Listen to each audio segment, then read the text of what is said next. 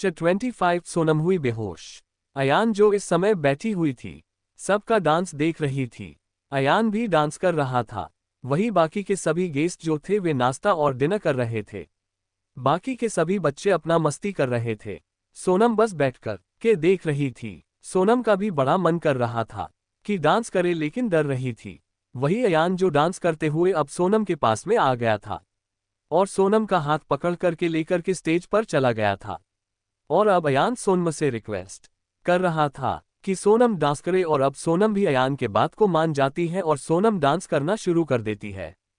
सोनम जैसे डांस शुरू करती है, सबके सब रुक जाते हैं। बस अयान ही सोनम के साथ में डांस कर रहा था और सोनम क्या मस्त डांस कर रही थी, एकदम स्टेप पर स्टेप देकर के, जैसे कि अभी सीख करके आई हो। वही आर्यन जो बैठ कर के डिनर कर रहा था, उसको एकदम से अच्छा नहीं लगा कि सोनम डांस कर रही है। आर्यन बस गुस्से में ही सोनम को देख रहा था। उसका बस चलता तो अभी जाकर के डीजे बंद करवा देता, लेकिन सबको देखते हुए रुक गया था। और जैसे कि दोनों बहुत ही अच्छा डांस कर रहे थे, तो वही आर्यन सोनम और अयान का डांस रिकॉर्ड कर रहा था। और अब तो गाना भी काफी अच्छा लग गया था।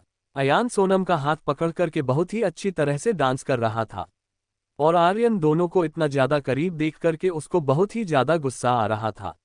उसको तो मन कर रहा था कि अभी के अभी जाकर के दोनों को एक एक थप्पड़ लगा दे, लेकिन अयान कुछ नहीं किया, बस दोनों का डांस जरूरत रिकॉर्ड कर रहा था और साथ में अब खाना भी खा रहा था। वही सोनम और अयान जैसे ही दोनों डांस करके रुके तो सब तरफ बस तालियां ही बज रही थी। आखिरी में दोनों ने इतना बढ़िया डांस जो किया था। वही दो लड़के जो काफी ज्यादा गुस्से में अयान और सोनम को देख रहे थे, उनका बस चलता तो अभी जाकर के अयान को मार देते, लेकिन कर नहीं पा रहे थे। इसलिए अभी दोनों ही मौकों के तलाश में थे और दोनों बस अब अपने मन को समझा रहे थे। वही अब सोनम और अयान दोनों ही खाने के काउंटर पर आ गए थे और दोनों अपनी अपनी प्लेट उठा करके दोनों बात करते हुए खाना सर्व कर रहे थे।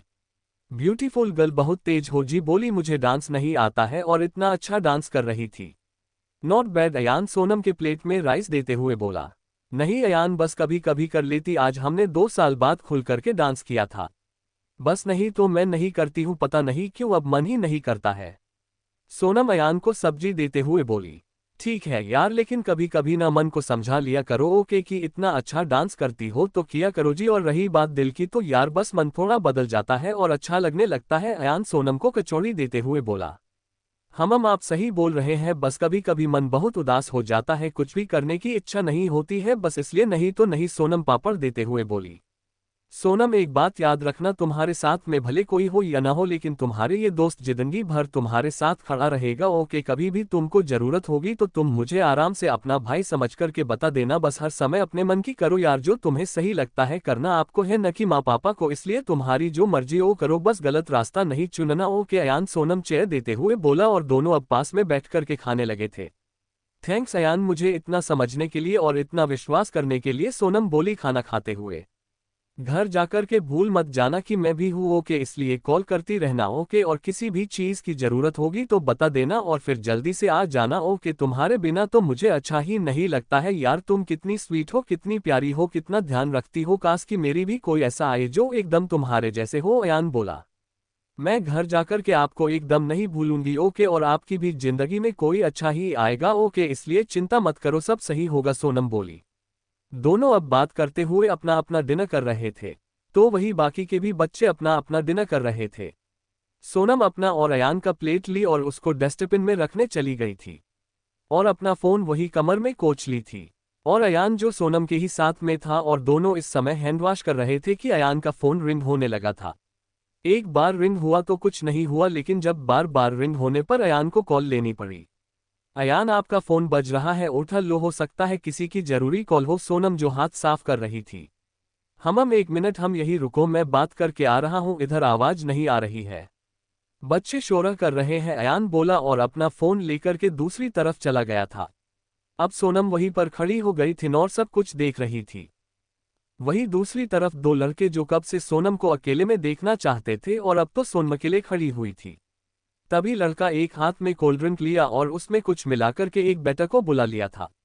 बेटा इधर आओ, ये लो अपनी टिप, और ये जो कोल्ड ड्रिंक है, ये जो मैडम ब्लैक साड़ी में खड़ी हुई है न, उनको देकर के आओ, ओके, और हम देने के बाद में चले जाना, कुछ बोलना मत। के लड़के उस बेटा को पैसा दिए और कोल्ड ड्रिंक भी रख दिए थे। उसके बाद में बेटा जो अपना काम कर रहा था, कोल्ड ड्रिंक लेकर के सोनम के पास में आ गया था।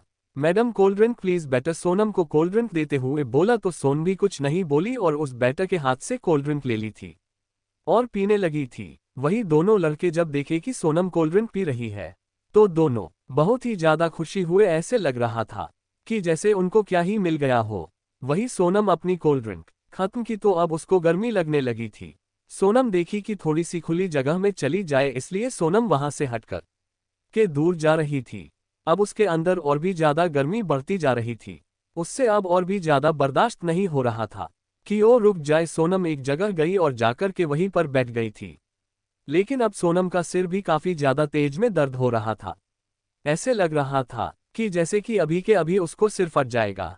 ये भगवान, मेरा सिर अचानक से क्यों दर्द होने लगा? ये भगवान, लगता है हमने दवा नहीं ली, इसलिए प्लीज भगवान जी हेल्प मी, प्लीज अयान को भेज दो, प्लीज भगवान जी प्लीज, मुझे कुछ सही नहीं लग रहा है, प्लीज भगवान जी। सोनम अपने मन में बोल रही थी।